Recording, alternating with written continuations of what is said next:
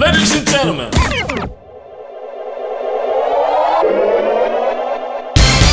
Assalamualaikum warahmatullahi wabarakatuh. Jumpa lagi dengan saya ya, Gito Ganti Sworo di Petok-Petok Radio. Petok-Petok Radio. Baik pendengar semuanya, pendengar setia saya ya, yang semoga ya Anda semua selalu mendapatkan keselamatan dan kebahagiaan dunia dan akhirat. Ya, baik pendengar semuanya. Kali ini kita kedatangan bintang tamu ya. Bintang tamu yang sudah tidak diragukan lagi ya. Yang sudah dikenal semuanya ya. Siapa lagi, tidak lain tidak bukan, yaitu ya saudara saya ya, Mas Ale. Alex, Mbah. Alex lah, mau Alek ya terserah saya ya. Mbah, kok narasumbernya kok nggak ganti-ganti toh, Mbah? Saya terus mbok yang lain gitu loh.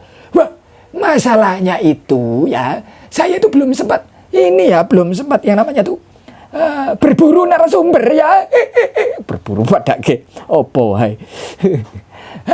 Baiklah, gimana kabarnya Mas Alek tercinta ya? Alhamdulillah baik, Mbah. Oh ya, syukur.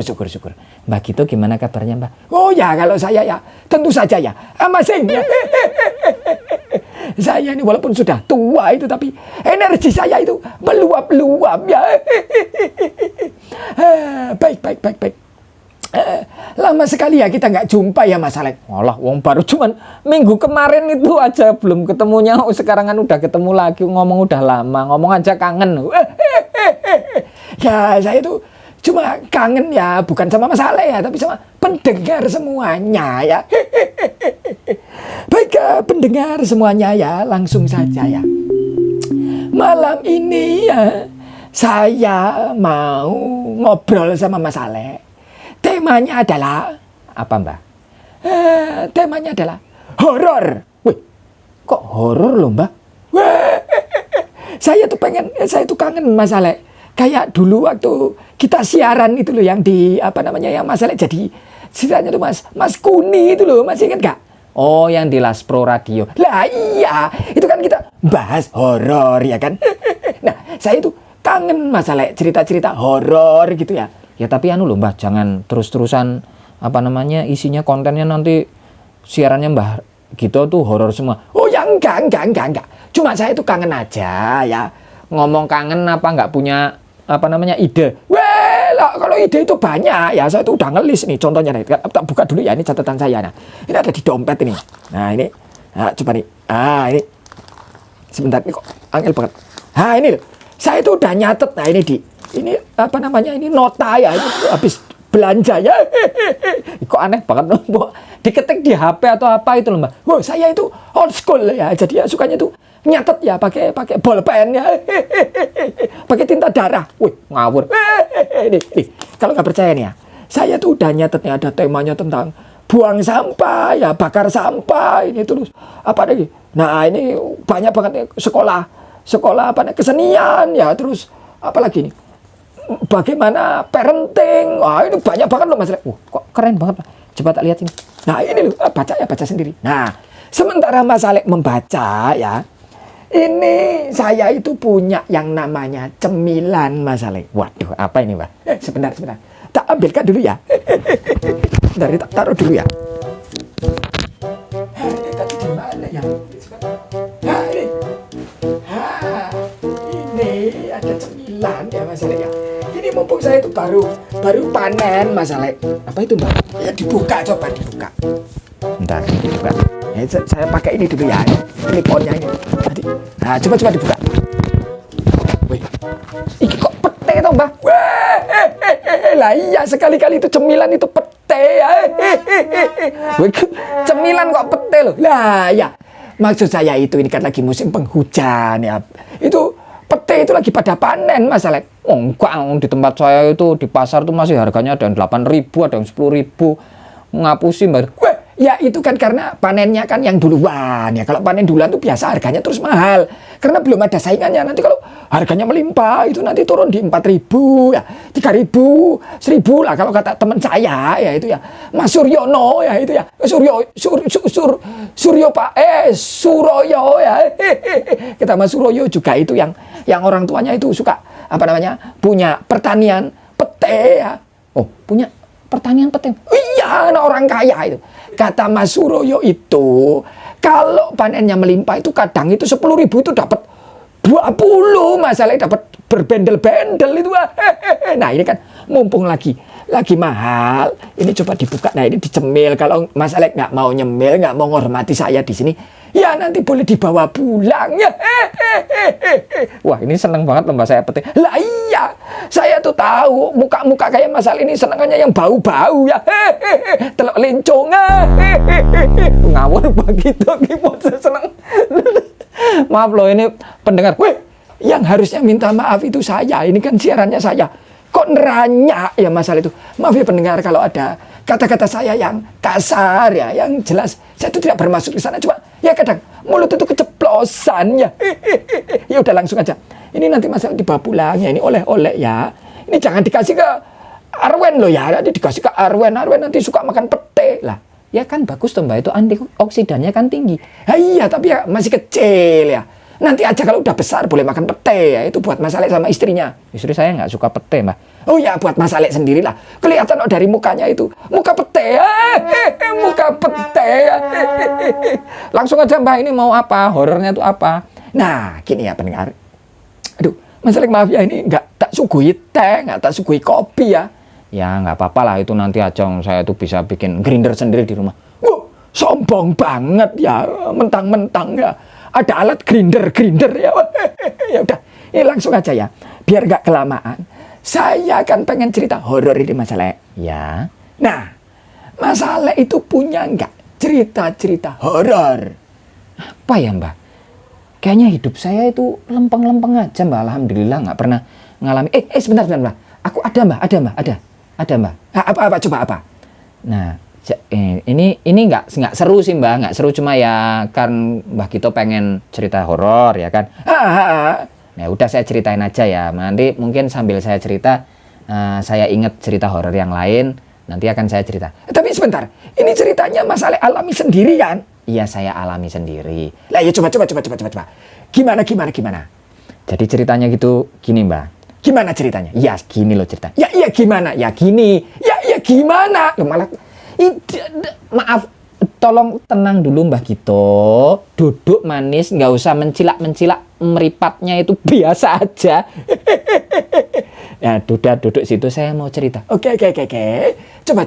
Ceritanya gimana? Nah, gitu kan enak. Jadi ceritanya gini, Mbak. Pada suatu hari saya kan berangkat syuting. Ya, berangkat syuting. Nah, kalau saya syuting itu kan biasanya ada yang berangkatnya habis subuhan gitu atau siang ya, tergantung callingannya dari sana jam berapa. Oh ya. Nah, waktu itu saya callingannya itu malam. Oh, callingan malam. Iya, callingan malam. Nah, callingan malam itu sekitar jam 7 lah, Mbak. Waktu itu hujan lagi rintik-rintik, Mbak. Oh, lagi rintik-rintik. Ini di bulan apa ini? Di bulan, lupa Mbak, pokoknya lagi musim hujan. Oh ya. Kirain tuh di November ya. Lah, pokoknya tuh lagi hujan. Nah, saya kan dijemput naik mobil. Kalau syuting dijemput naik mobil ya, gaya banget. Ya enggak Mbak, kan ada yang dijemput naik mobil, ada yang dijemput naik motor, ada yang berangkat sendiri. Nah, saya tuh kebetulan alhamdulillah kalau syuting tuh dijemput naik mobil sama tim syutingnya dari sana. Oh ya. Terus gimana itu? Nah, saya kan naik mobil tuh Mbak, ngeng. Iya, nggak usah ditiruin ngangeng-ngangengnya. Terus gimana? Nah, itu kan berangkat tuh naik mobil. Nah, pas naik mobil kami harus berteduh dulu. Loh, kan di dalam mobil kan sudah berteduh. Kenapa harus berteduh? Nggak, maksudnya itu mau mengambil sesuatu, sekalian berhenti dulu. Terus berteduh, menepi di sebuah workshop gitu, atau di tempat pembuatan kerajinan gitu. Itu di Wayang Ukur. Itu di daerah mana? Nah, ini saya rahasiakan ya Mbak ya.